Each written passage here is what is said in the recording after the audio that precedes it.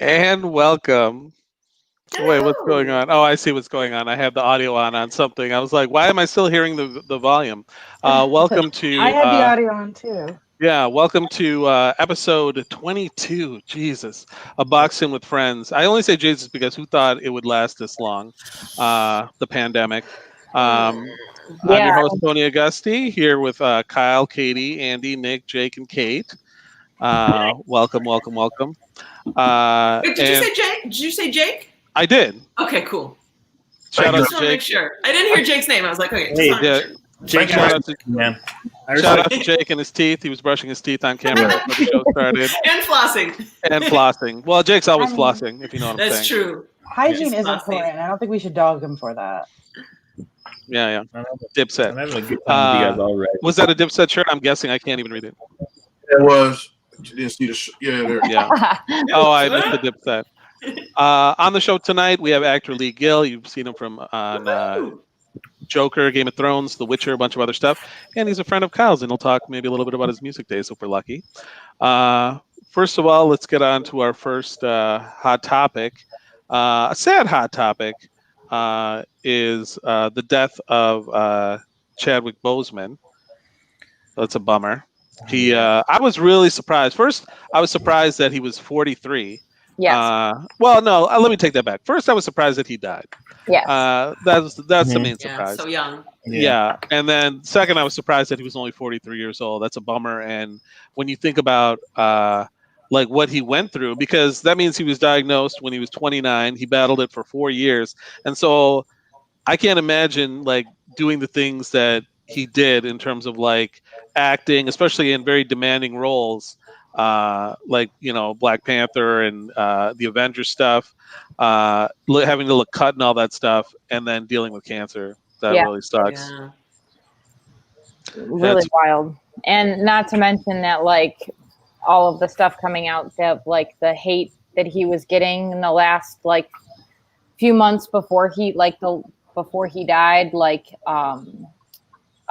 there was like stuff about him being at the NBA, I think it was like the slam dunk contest or something Yeah. like that, and that he seemed like checked out, and like people were like hating on him. Commenting. Like back then, like that he didn't seem like he was like cared to be there, and he was obviously like not doing well. Mm-mm.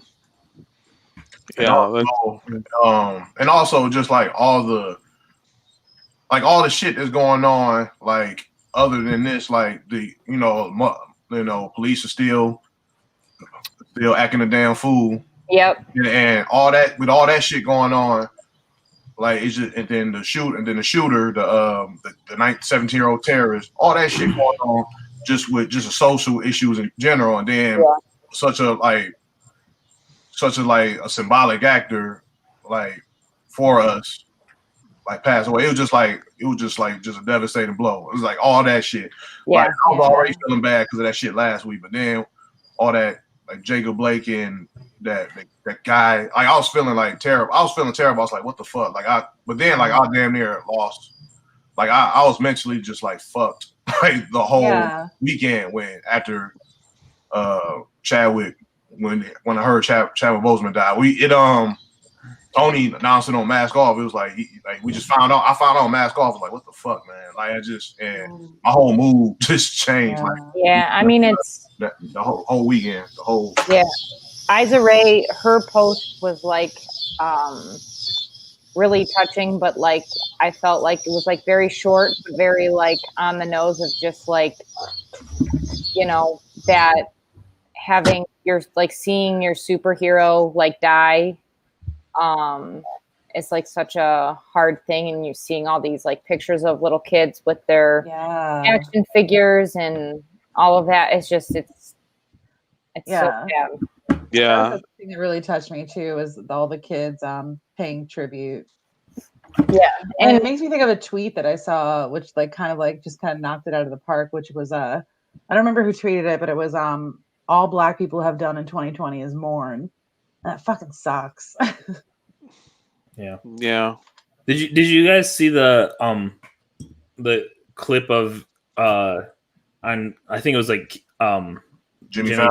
Jimmy Fallon, where like people were talking to his poster, like telling him how much he meant, and then he would come out and surprise them. Yeah. Yeah, I saw that too. And then also just reading that he would visit while he had cancer. Yeah. Stage 4, stage 3 colon cancer. He would visit sick kids in the hospital that also had cancer. Yeah. And also, if I didn't mention, he passed away from colon cancer, which is, and they're actually talking about in his hometown of South Carolina. That's why I showed that TMZ story at the beginning.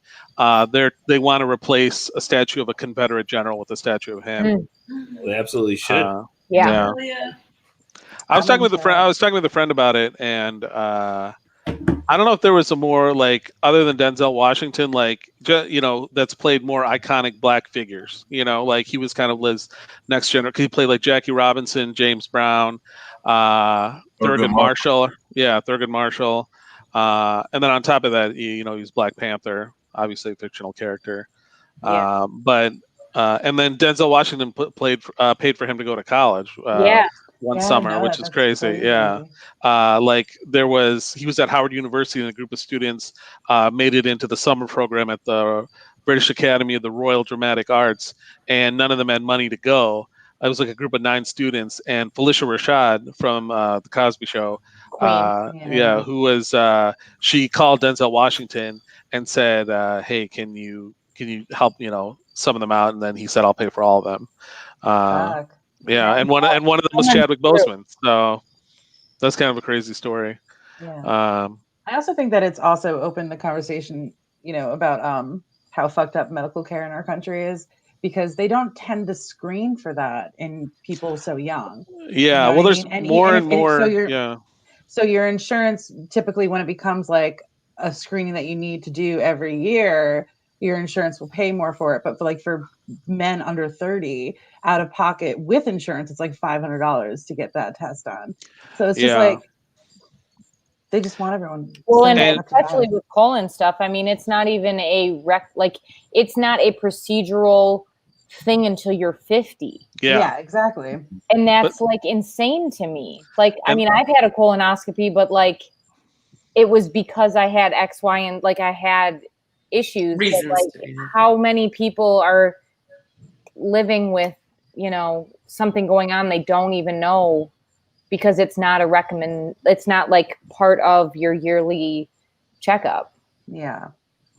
It's scary because I've known people friend of a friend and just other people in my friend group that are younger, in their 30s, that have gotten colon cancer. And it's and the problem is with colon cancer, it's once you start manifesting symptoms, it's usually stage 4 too late, and that's why screening is so important. But when you're not,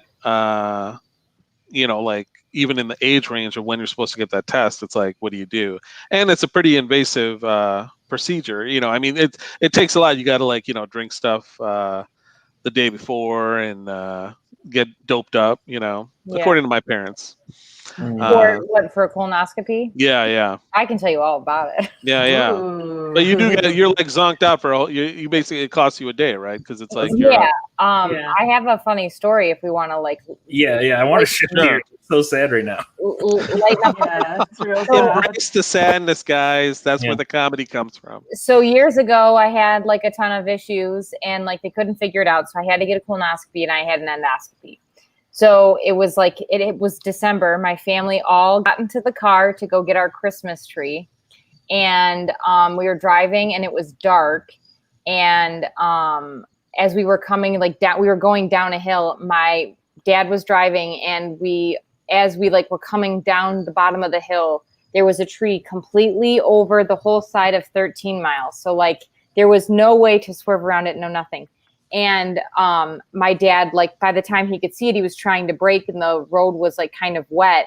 And so we hit a tree on our way to get our Christmas tree.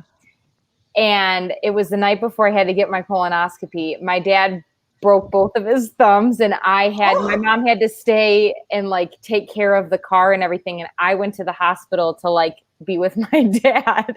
So then I had to wait for my mom to get back. So while I was supposed to be prepping for my colonoscopy, I was way behind. So I had to like double down on it, and so like I had to like, instead of what would have been like, I was like 4 or 5 hours behind, so I had to just like double down on it, and it was a while. I love this is your idea of a lighthearted, funny story. Well, if you know my family, it's like very on brand. Yeah. that sounds I mean, good. your dad's probably one of the only people that has 2 broken thumbs and doesn't owe the mafia something. You know? Yeah. Like I've just never heard of an accident where someone breaks It's both their thumbs. it's a really common thing because when you're holding the steering wheel, a And lot the of airbag.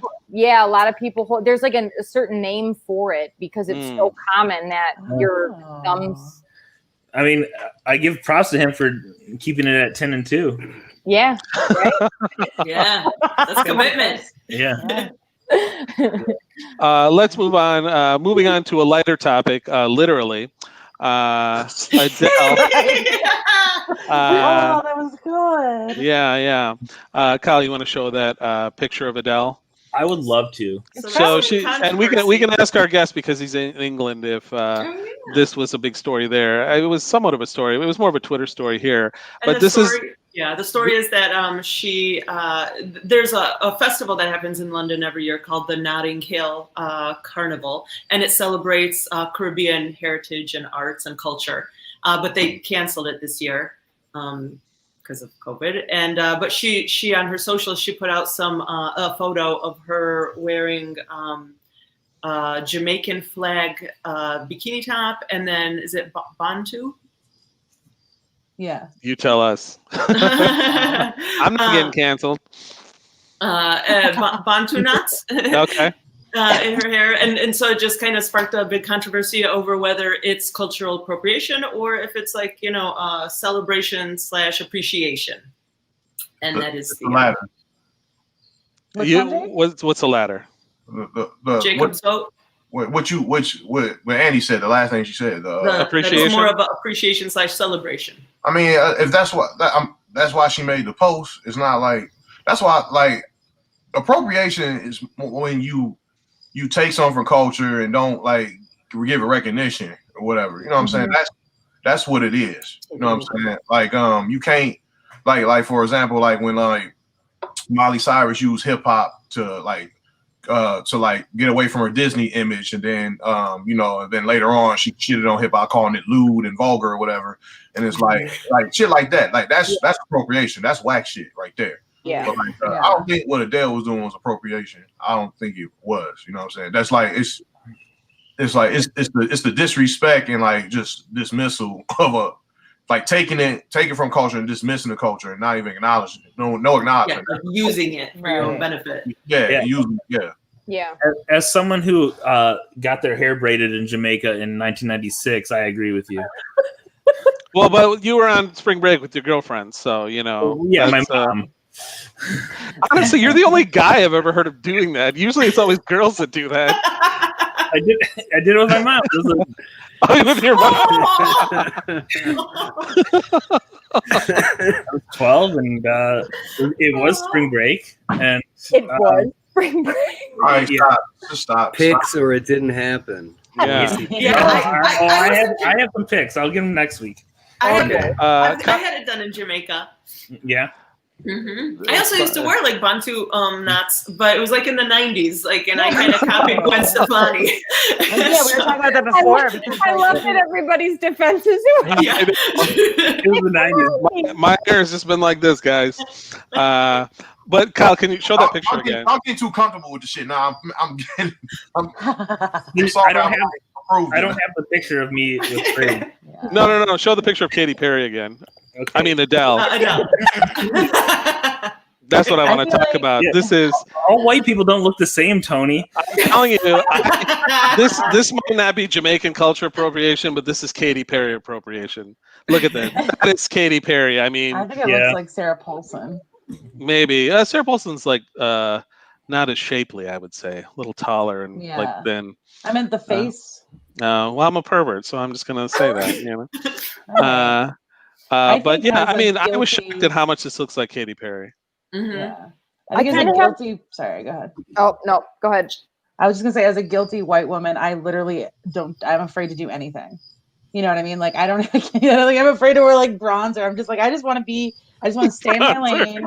I want to sit still. Like I don't know. I saw a whole Twitter thing. This Italian girl was like in Italy, and she was just dark, and everyone's like, oh, she's was it blackfishing, right? Is what it's called. I've only heard this term from you.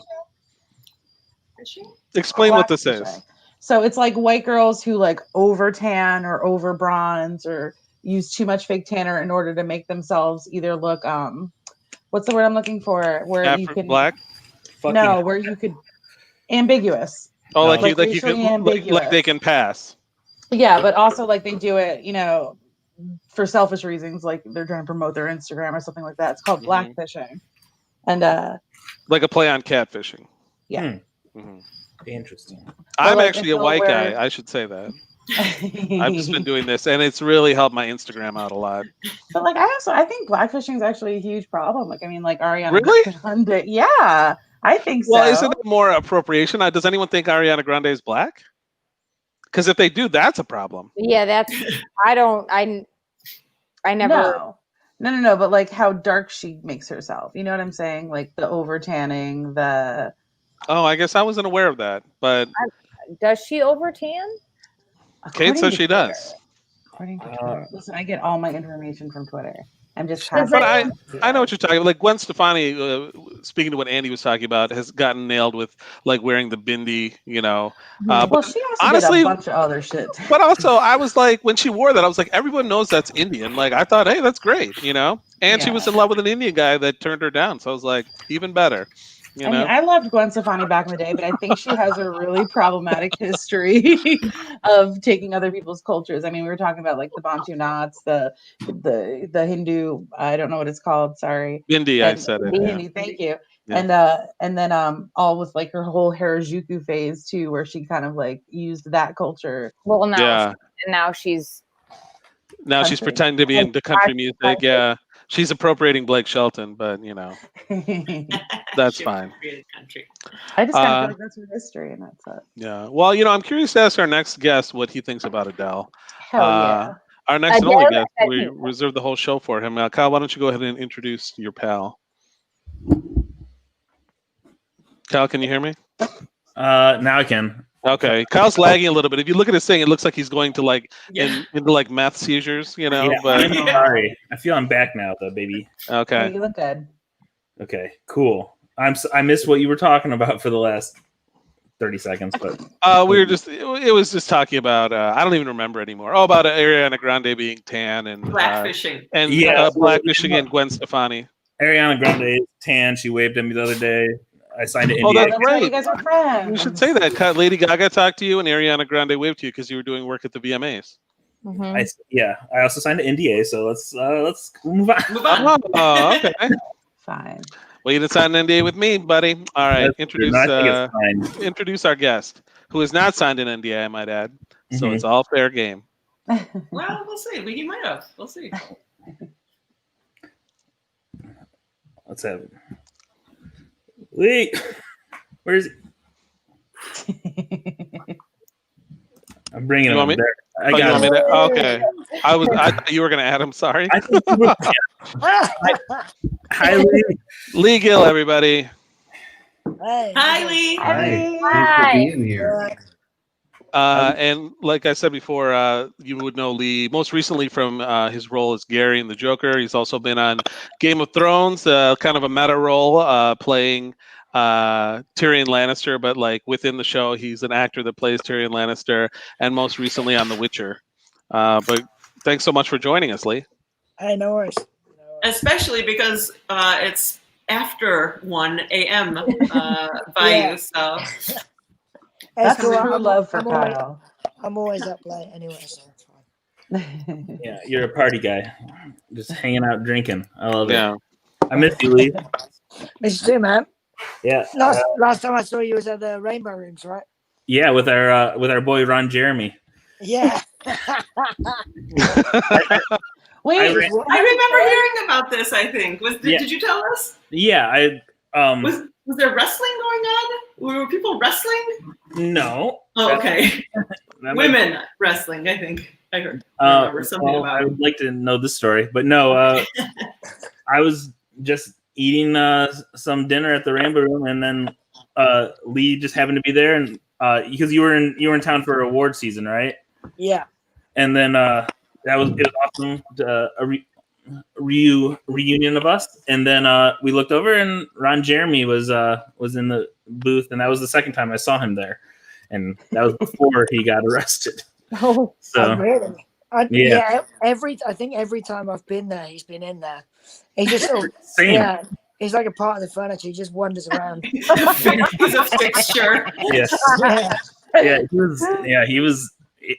We asked to buy him a drink, and he asked for orange juice, and then he like couldn't have a conversation with us, and because he was orange juice. yeah, he was just out of his mind. And then like we were upstairs later, and he like came over to me and was just like staring at me, and I was like, "What's up, Ron?" And, So weird. and then he just walked away, and I was like, "All right." You're lucky. He just got busted for like a bunch of like harassment charges. So you got off lucky. I mean, you didn't get off, but you know. You don't know that. Yeah, that's true. So Leigh, how do you and Kyle know each other? Is it going back to the music scene days, or? Yeah. So a lot of people might not know this, but you started out playing in bands as a guitarist, as opposed to acting. Yeah. I'm a failed rock star. So yeah. Yeah, me too. No, I met you in Kingston, right? Which is right outside of London. Yeah, it was that secret Newfound Glory show, wasn't it? The first time. Oh yeah, that show was A secret Newfound Glory show. Yeah, we were playing punk rock shows. Yeah, we were playing a festival the next day, like it was this big festival that happens in England every year, and then Newfound Glory and our friend Set Your Goals decided to play a show at this venue called the Fighting Cocks. Yeah. Nice. And it's a 90 cap room, and like it sold out in like 15 minutes, and it was awesome. And very sweaty. Yeah, that was 2010, and so that's where I met Leigh, and every time we went over there ever since, we would hang out. And you've been here a few times. You came to our guitar player Brett's wedding, and yeah, that's the story of us. The story of us. That led us to Ron Jeremy. All paths lead to Ron Jeremy. Yeah, that's true. So was acting something you did, Leigh, while you were playing music, or did you like give acting or music a go and then you're like, I'm switching to acting? I was always doing, well, like from school I was doing drama, and then I was in theatre groups and that outside. Outside of playing in bands, I was doing bits of theatre and that. But okay, you ever do improv? No, I've never been a part of an improv group. No, but you have been doing stand-up lately. Yeah, I've been doing some stand-up. Oh, that's cool. That's a bit of fun. Yeah. But yeah, like I had obviously a normal day job whilst I was playing in a band, and then I started to get a few TV jobs and realised that it actually pays money. so I figured it was better to do a bit of acting rather than music. So yeah. So did you go to school for acting or music, or you just kind of naturally went into it? I went to a music academy in Surrey here, called the Academy of Contemporary Music, but that was mainly just to avoid studying anything real. I just got high, ate cheesy chips all day because it was the cheapest thing in the bar beneath the college, and just wasted time playing guitar for a couple of years. It wasn't a real qualification. But. So when did you like? Did you continue acting while you were playing music, or did you kind of like just completely switch gears? I'd started doing a bit of acting whilst I was still in a band, and then when my last band split up, I'd started to do more acting, and I just focused on that really. What was your first, like, what do you consider your first big break in acting?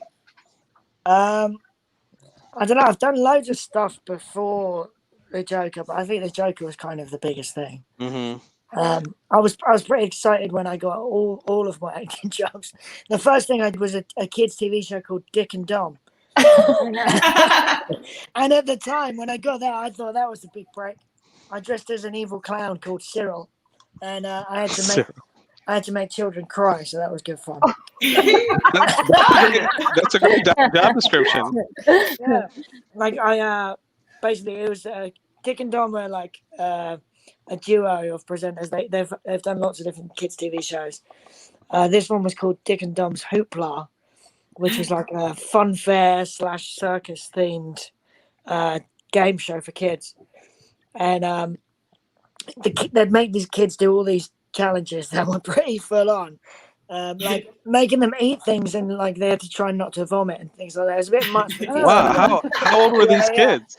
It was a mix, but and then they'd whittle it down to like the final 2 kids, and my character was in the final game, and they had like 8 dustbins lined up. 7 of them had prizes in, but they were like the shittest prizes imaginable. Like they made the kids think like one of them had an Xbox in it, but it had an eggs box in it, like a box of eggs. But like Sounds like abuse. Eggs. yeah. But like so seven bins had crap prizes in, and 1 bin had me in it dressed like a clown. and then I had to jump out and chase them across the stage and try and take them off the floor. That would have been my nightmare. I'm terrified. But yeah, I thought that was my big break when I got that. So It's all relative. yeah. When you got the Joker, was that something that was offered to you, or did you have to audition for it? Did you have a relationship with the director, or no? No, it was a self-tape audition. I think they did sort of worldwide casting for it. And, Okay. That was my next question. If you were here, or if you. No, I was. Well, I did my first audition here at home, and then I was in Germany working on a film, and so it was like a couple of weeks after I'd sent my self-tape for the Joker. Can you explain to the audience that might not know what a self-tape is? Okay, yeah. So like I got sent a couple of scenes. All the names had changed, and like they don't tell you what the project is. So I just get sent. Oh, really? Scenes. Yeah, I didn't know it was Joker. I knew it was Warner Brothers, and it was good. Like me and my friend read it, and we're like, "Wow, that's awesome." Yeah. So yeah, you're not allowed to let anyone read it, but you have to have one friend read it because he has to read the other lines in the audition. Just in case anyone was going to say it, I shouldn't do it. But like we did a self-tape, and then a couple of weeks later, I was away in Germany working on a film, and my agent called and said she'd been like they'd got into contact with her, really interested. Wanted her to keep my dates free and everything. So it seemed like they were like considering me. And I've been through this before. Usually, you send a self-tape in, which is basically you acting out the scenes at home, and you send it off to them. But then, if the casting director chooses you, sometimes it still takes a couple of weeks before you actually find out if you've got it or not, because they have to get approval from everyone else involved, basically. And I hate that waiting around period, feeling like you've got no control over it.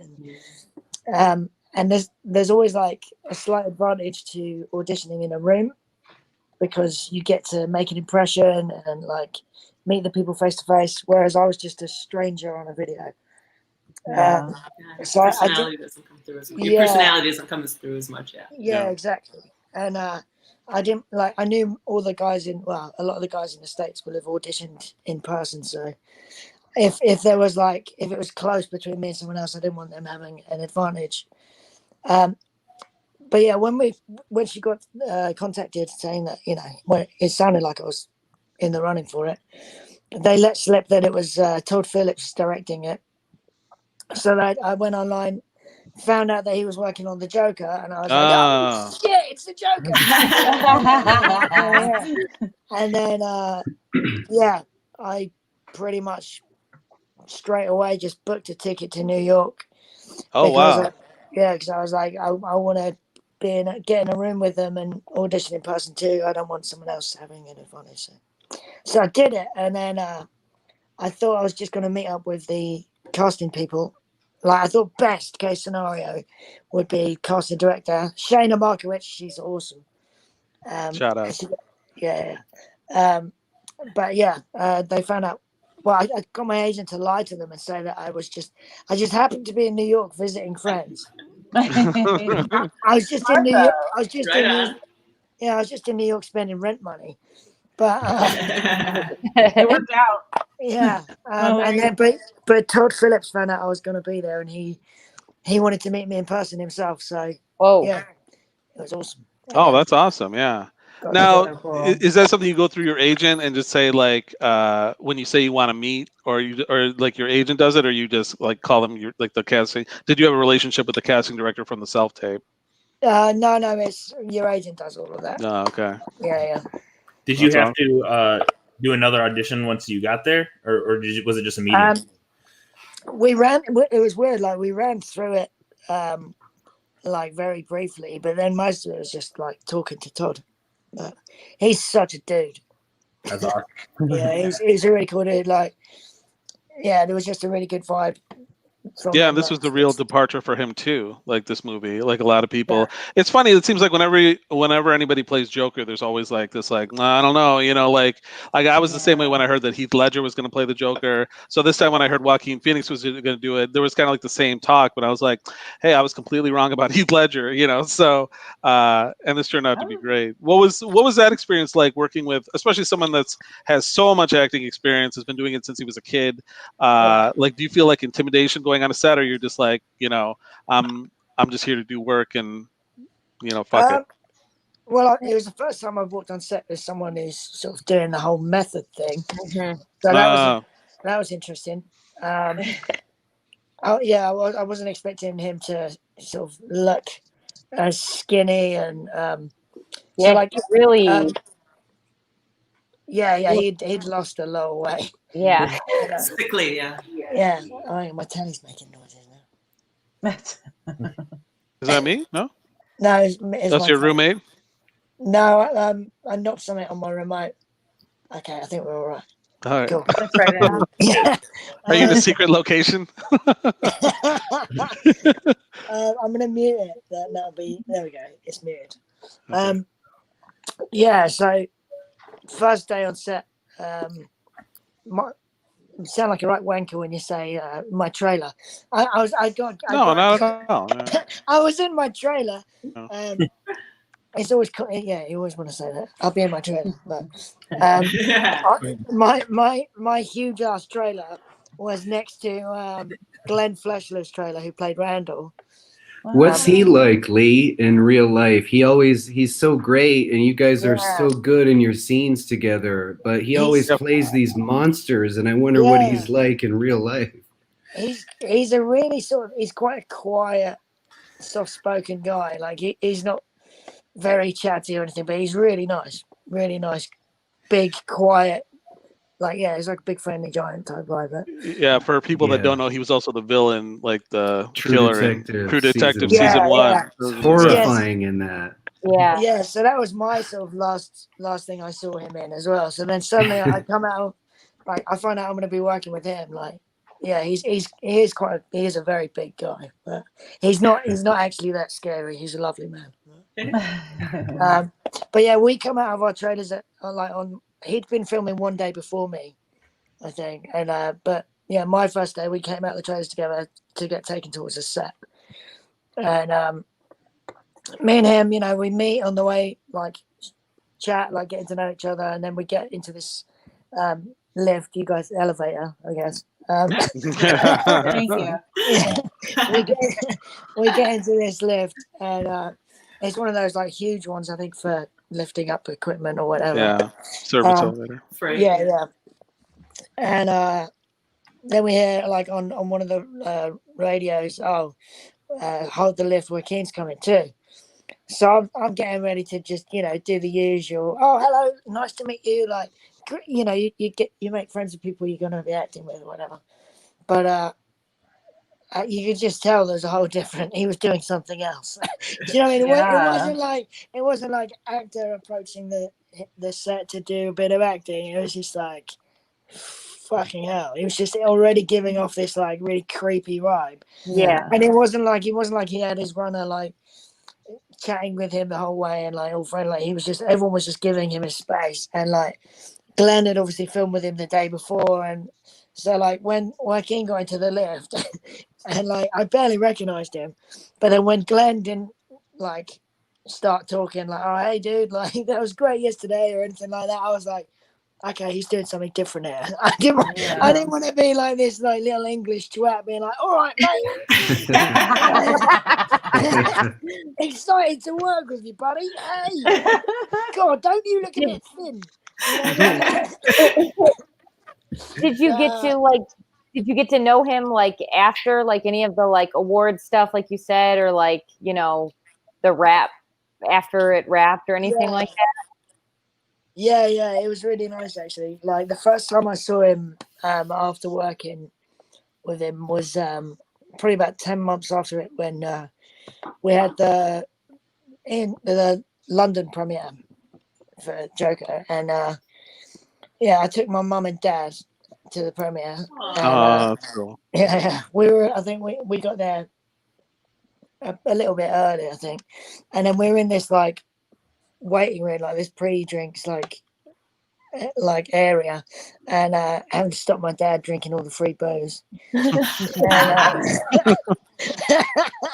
like my mum and dad's faces when they found out it was all free. They were like, We made it. Whoa. So we were in there, and then I think I was on my way out to go to the loo, and then Joaquin came in. Like he's not really a fan of all like the media stuff. He always tries to skirt past it as quick as possible. He was just shades on like tries to get past it. But like he came in, and it was really nice. As soon as he saw me, he was just like, "Oh, Leigh, dude," and like I don't think he's normally like much of a like huggy person, but I don't know. He always gets on his knees and gives me a big hug, which is really cool. No. And and then I was like, "Hey man, like I'm here with my mum and dad. Is it possible to introduce you?" And he was stood chatting to my mum and dad. Like him and Todd were stood chatting to my mum and dad for about 20 minutes, half hour. So it was really nice. Wow. That's nice. That's good to hear, because I'm a big fan of him too. So like, he's really cool. And then like I saw it at the LA premiere as well, and then at all the award ceremonies. Like every time he sees me, he's always got the time to stop and chat, and he always gets on his knees and gives me a cuddle and a kiss. It must have been so relieving to find out how nice he was after working with him being so method for so long. You're like, how's this guy in real life? Now I guess I should make a disclaimer. If you haven't seen it, spoiler alert. Mute it. I don't know. Watch it. Do whatever. Don't hold their hands. They should have seen it by now. What was it like? Like, I mean, that scene. You were so good in that. The scene in his apartment. It was like so. The tension is like so intense, and like I don't know. You did. I could like feel everything you were feeling in that scene. Does working with a method actor, you said it was your first experience, does that help you put in the moment, or can you talk a little bit about your process and how that helped or hindered working in Joker? Well, like obviously, like every time you do a scene, anyway, you always do lots of different takes because you have to reset the cameras for every angle. You know, you get like lots of versions of a wide, lots of versions of each close up, and any other interesting angles they want to get. So you always run the whole scene like multiple times. But the great thing, like with him, he improvised every time. So every time you're doing it, it's something new, and he's always just adding in little like moments of genius. And you just have to know the scene in and out, and not worry like too much about sticking too rigidly to your lines if it doesn't quite play over what he's done. There's like one scene, cause my first couple of scenes with him are in the locker room, like the change room. And like it's awesome, like seeing all the bits of improvising that he did in my scenes, and like most of them, like most of the real big changes he made end up in the final cut. Like the bit where he's been fired and he's leaving and he ends up punching off the clock from the wall. He just did that out of nowhere. But that thing was like screwed to the wall, right? And like he'd like finished his like last lines, I think, and he was like walking out, and we were all like waiting just to hear cut. And then Joaquin comes back in and starts smashing the shit out of this thing, and we're all just like, and like Todd was like tucked away in a little corner of that room with us as it happened, and like it was just like the noise was unbelievable as he was punching this thing, and he just kept punching it until it came off, and then he left, and then Todd left it a little bit, and then said cut, and everyone else was just like, "What the fuck?" Exhale. And then Todd just like jumps up and goes, "Oh my god, I hope he hasn't broke his fucking hand." And then like Todd chased after him. Luckily he didn't break his hand, but he broke the clock. And and they were like, "Well, you know, unfortunately we still need that on the wall because we need it in there from other angles." Oh no! Yeah, the set department had to rebuild the thing and put it on the wall. And then in case they wanted to use him doing that, they put a bit of sponge on the side of it so that they could get him to punch it again. But they had they had to try and tell him to calm down and not punch it so hard so that he doesn't. You know. But yeah, that was interesting. So then seeing him do that, which was quite scary. Then when we were doing the apartment scene and he decides to improvise, that's got a bit scary. Because, so you know, okay, we've already done a spoiler alert, haven't we? So Yeah. Yeah, I think it's fine. You know. Yeah. So like, I can't get out, and like in the script, he's gonna say like, "Oh, sorry, Gary," and he's gonna get up. He's gonna just open it, and I'm gonna go. So. And we should say Gary is like almost like the audience viewpoint, seeing before Arthur becomes Joker. You know what I mean? Like he's his only friend really that kind of treats him with any humanity or sympathy. Yeah. So. Yeah. But he's meant to open it and I'm going to go. But the first time he didn't just do that. Like he opened it and then for about an inch and then closed it again. I'm just kind of standing there thinking, why the fuck has he closed that? Like what decision has he made he's now going to do? Is he going to decide to attack me, like improvise a little fight scene or something? And I was like standing there thinking, I ain't ready to fight, dude. But yeah, just like wondering if anyone's close enough to help me out if he decides to do to me what he did to the clock. But no, it was good. And I think his improvisation of like saying like, yeah, you were the only one who's ever nice to me, and then give me a kiss on the head and stuff, it was genius. Oh, so so it's all improvised. That part was improvised when he kissed. Yeah. I was just gonna ask if that part when he kissed. Yeah, that was improvised. And the bit where he takes a piss out of my British accent, that was improvised. The bit where he jumps at me as I'm trying to step over Randall's leg, that was like, as Randall's a big bloke, right, and I'm a little bloke. Like I was just really worried about falling over. Like I mean, I didn't want to fall over and look like a twat in that tape. So like, I'm there carefully worried about Glenn, like the guy playing Randall, like trying to step over Glenn's big old leg, and then bloody. Yeah, Joaquin decides to jump at me and goes, "Oh," and I was genuinely like, "Oh fuck!" Genuinely made me jump there.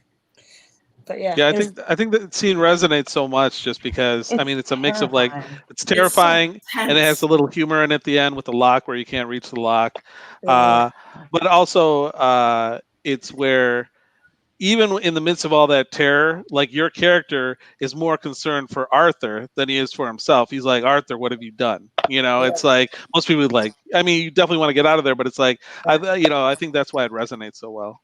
Yeah. I just wanted to ask, have you seen the meme? Oh. Which one? There's plenty. The 2020 meme? Oh, yeah. I love it. I was going to bring that up. Yeah. That what's a 2020 mean? I don't know. Yeah, so basically I saw that meme and then, but like, there was a photo that people kept using in a meme and it was like they were using a crap photo of me. So I remade the meme and put a better photo of me on it. That's how you do it. Yeah. So the 2020 meme, Tony, is like a picture of something and it says my plans, and then the next picture is like 2020. So Oh, like I someone's see. wearing something. So it was a picture of him, like my plans, and then 2020 was just a picture of a chain Door lock. lock. Yeah, Oh. yeah. I do have a question from Facebook. Tom Schultz, weekly watcher. Hi, Tom. Hi, Tom. He wants to know, Leigh, who was the most down to earth person that you've hung out with on a set? On any set. Oh, that's tough. Now, like, who might end up watching this? Well, give us one of your Don't worry top about 5 then. Say, without saying the best. Okay. Well, when I did Game of Thrones, that was like, do they mean actors or just people in general? Because Probably like celebrities, I would say, for the Okay. benefits of our audience. Cool. Well, when I did Game of Thrones, we had a really cool little team who were like the theatre group. And there's a British comedian, Kevin Eldon, who played Ned Stark in our theatre group. Kevin Eldon is a hilarious comedian. Yeah, And, he's great. Yeah, Jam and Chris Morris stuff. Anyway, sorry. Go ahead. But yeah, he was just an absolute pleasure to hang out with throughout that whole experience. And then also part of our theatre group was Richard E. Grant. And that guy's just the most fascinating dude. He's just like, he fills any room that you're in. His personality is just incredible. I think in our first table read through, he called the director a cunt, but in a friendly way. And he Yeah. could get away with like within like a couple of minutes, he's going, "Oh, you cunt!" And like the director was just like, the director was stoked that he just got called a cunt by Richard. Like, yeah, it's amazing. And Did Peter Dinklage ever did he ever comment on your performance of him in Game of Thrones? No idea. I never got to meet him. Oh, okay. Well, like we met because they always, I think they have like 3 or 4 units filming at each time in different places. So, yeah, we like you only ever meet the ones that if you're filming in a similar location at the same time. But and he didn't come to the rap party or anything, so which was a bit of a shame. What a diva. Well, it was season 6 by then. He's probably bored of them. Was that the case with like a movie like Joker 2 that like you didn't like meet a lot of the cast until maybe after like? Yeah. So like I didn't meet like Zazie until the LA premiere. Zazie's awesome. Zazie Beetz, yeah, great actress. She's absolutely lovely, and yeah. So yeah, you tend to meet the ones that you're working with, unless you sort of, bump into each other at hotels or whatever. But yeah, everyone involved with the Joker was like really awesome, and like it was really cool on Joker. Like the producer Emma Dillinger-Koskov, she's like a real hands-on producer. She'd be there on set every day, and in like breaks and stuff, she'd always just come and sit and chat. And yeah, she was super lovely. So she's one of those down to earth people you end up meeting on the film set. But it's nice when it's someone at her level as well, Mm-hmm. Yeah, for sure. And then after the Joker had been released, it was like a couple of weeks later they had the Irishman premiere in London, and she invited me to go to that as her guest as well, which was awesome. Oh, okay, that's awesome. That's awesome. And then I got like to meet Al Pacino, which was awesome. Wow. Yeah, that's great. And he said, like, I was sat chatting with him for ages, and at the start of this like little party thing, and then at the end when he was leaving, he came to find me, and he was like I said, he called me kid. Oh, hey kid. But then he was like, I'm gonna go watch your clown movie. He's gonna go watch my clown movie. Wow. He went home and watched the kids show? Yeah. Dick and Dumb. He meant Dick and Dumb. I'm gonna go watch a clown movie. I love that. Did you grow up as a comic book fan, Leigh? Yeah, like not massively, but just when my parents would buy me one, kind of thing. Yeah. And did they encourage your like because you said you were in like a lot of stuff in school? Was that like kind of them nudging you, or is it something you wanted to do in terms of music and acting, theater? Yeah, it's just stuff that I wanted to do. Really, I was never very good at sports for some reason. Struggle with athletics and stuff. So yeah, I think it's just naturally found things that I could do. Yeah. Do you have like a goal with like, is there like a specific genre that you like really want to work in or do specifically? I'd love to do a movie with Arnie before he retires. Just blow some shit up. That'd be fun. I could see you as that. You definitely fit in an action movie. Yeah, if I get to stand next to him holding a machine gun, that'll be better than winning an Oscar for me. as long as we've both got like a cheesy one-liner at the end of anything, you know. We have another question from the chat from YouTube. What are Mr. Gill's feelings about Game of Thrones final season? It was cool. Like I didn't understand. Like people like were all outraged that Daenerys was getting all evil, but I think you could see that coming. You know, her dad or whatever it was, the Mad King, she went a bit mad. I thought it was cool. Like it was about time she started using those dragons and burning some shit, wasn't it? Like, she like spent way too much time not burning shit. Why have them? Yeah, exactly. Right. Yeah, I mean, yeah, it was cool. I think some people could have had better deaths, like slower, more epic deaths. Yeah, that seems to be the primary complaint. Yeah, I'm hoping I have the best death whenever it happens. Oh man, I've never died in anything yet, so I'm still waiting for that. I'd love to have a death scene. Yeah. Can you say, will you be around at all for season 2 of The Witcher? Or not that I know of. It was just a one-off little one-off thing, yeah. But yeah, who knows? And how was it working with Henry Cavill? Yeah, it was cool, man. He was nice bloke. I've heard he's like a real video game nerd. Yeah, he was. Yeah, he was talking a lot of nerdy stuff, actually. But like, I was just annoyed because like that man's like annoyingly handsome anyway, and it's like my costume. They look like they'd rolled me in mud or shit. They'd stuck as much face on, like hair on my face as possible. I had like a contact lens in. Like my character's meant to be blind in one eye. Yeah, the one-eyed dwarf. Yeah. I was literally blind in one eye. And so I couldn't see. I was covered in mud and crap, and I turned up, and he just looks like annoyingly handsome. I was like, "Oh, brilliant!" Well, yeah, he hung out here because they shot Batman vs Superman here, so he was they're hanging out. Very cool. And, like, you know, just being like a normal guy. I'm pretty sure he was like spotted, like he was like hanging out in Royal Oak all the time. I forgot that he was English. Oh, really? Oh, that is right. I forgot that too. Yeah. Yeah, and he's like very well spoken, like typical English gentleman. But, yeah. Speaking of English, since you're UK based, how do you feel about Adele right now? I don't Are really UK as mad as people in the US seem to be. I really don't follow any kind of celebrity news or gossip. I don't really know. When you first showed that picture, I thought it was Katy Perry as well. Yeah, right. Yeah. They have very similar eyes. So especially now that she's like slimmer, her eyes look very similar to Katy Perry. Yeah, yeah. Yeah. That's what a divorce will do for you, I guess. You know,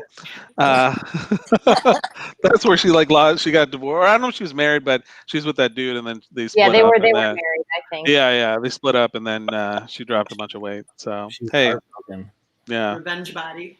Yeah, but she found her love again in Jamaica. So, and the people of Jamaica. So it's all good. Leigh, you have any projects coming up you want to plug? Oh, Jake, you had something? Yeah, I was gonna ask. Is there any people you work with that got on your damn nerves? Jake with the important questions. Let's go. What a way to put it. No, I think I've been really lucky, to be honest. I wish I had some cool story about. Man, you lying. I know. Right. I genuinely, yeah, I haven't had anyone that's been a dickhead. Like, Lucky. yeah, I think I've just been really lucky. There's got to be you hear about it all the time. There's bound to be loads of twats out there, but oh, go ahead. I've got a funny story about something that happened. Oh, yeah, cool. go for it. It wasn't someone I worked with, but like when we were filming Game of Thrones, they had we got invited to watch U2 because we were in Belfast and they were playing Belfast Arena. So like all the cast and that we got invited, and then we were let into this like pre-drinks area, and just free drinks and stuff for about an hour, which was great.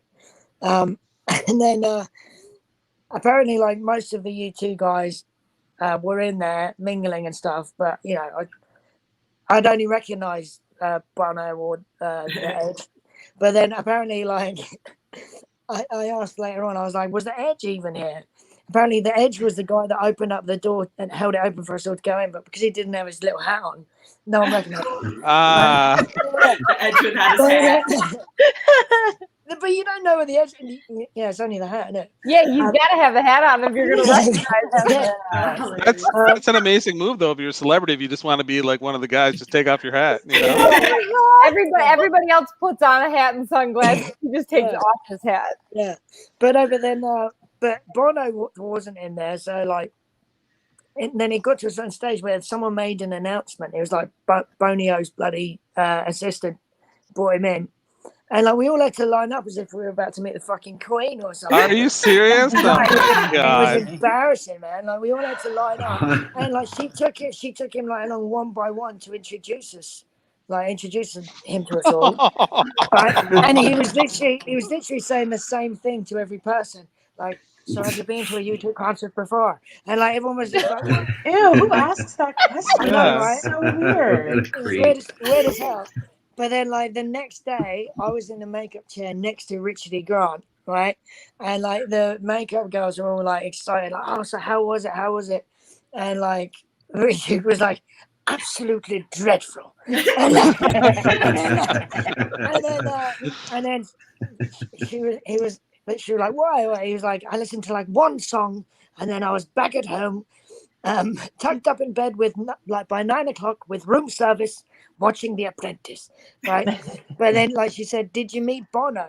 And he goes, yes. What an arrogant cunt. That's kind of like the general opinion of him, I think. Yeah. What an arrogant cunt. Do you know what he said to me? Cunt sounds better in the English accent, don't you? Yeah. So yeah, that was everything does. Everything that, yeah. Yeah. So I haven't worked with a cunt, but I had that funny experience. Well, I think you have a lot of time left for that chance to happen. You have anything coming up, or I mean, everything obviously is at a standstill with COVID. Like you been going back to music or playing. You're actually in a video that came out a couple of weeks ago. We'll leave that in the chat comments. Did you know that band? The band's name is You, Me, and Six. And the song is called "Make Me Feel Alive." How did you come to do that video? Appear in that video? I've known those guys for years. Since back when I used to play in bands and stuff, we used to play some shows together. And obviously since lockdown, everyone doing creative work has sort of been sat around doing nothing. It was really cool of them. They like Max, the guitarist, just dropped me a message saying, we've got an idea, we could like get you in the video. They just wanted some. I just played some creepy little dude in an alleyway at the start of it, but yeah. I didn't remember the band sounding like that because I kind of knew those guys like peripherally, like at least Max, I knew him. They used to, I guess, be a bit more pop punk, but I think over the years their albums have changed quite a bit. And that song was cool. Yeah, it's just great. Their performance was great. Yes. It was just It reminded me a little bit of "Smack My Bitch Up" by The Prodigy, the way it was shot. I think that's what they were going for. Yeah. Cool, But yeah, check it out. Their album's amazing. It's really good. It's very different for them, but yeah, it's Really Do great album. you still play guitar, or like you plan to like dabble in music again, or go back into it, or you've kind of left that behind? I should do. Like I miss it. Like me and a mate have been talking about writing some stuff for fun, but yeah, yeah, we'll see. But yeah, like I've been making those. I don't know if you've seen on my Instagram. I've been making merch things for throughout lockdown because I was meant to be doing Comic Cons and stuff like. Oh, okay. Meeting fans and like signing things and that, but obviously that all got cancelled. So, what's your Instagram? Plug it. Give it a plug here. It's just Leigh.Gill. Okay. Yeah. Yeah. Follow it. Buy some merch. Yeah. Help a brother out. I'll show you these lock things I got there. Okay. Because we were talking about the thing.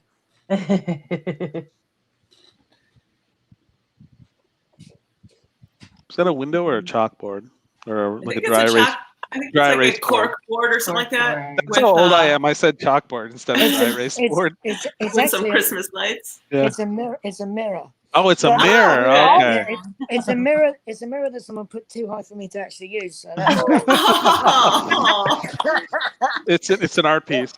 But yeah, I made one that. So it's got. Oh, that's awesome. Yeah, it's got the quote like "You were the only one that was ever nice to me," and then a lot. But like this one's actually number 69. My mate Woody wanted me to reserve him 69 because. Nice. I get it. Yeah, you know about that shit here. That's like the sexual position, right? I think so. Oh, I thought it was something else, Kyle. Man, okay, I'm glad you shared that. I'm a naughty boy. So, yeah, oh yeah, like, check out his merch on. Yeah. Yeah, I sort of like didn't expect it to. Like I set it up and then like loads of orders came in and I was like struggling throughout lockdown trying to keep up with it all. But yeah, that's a good problem to have.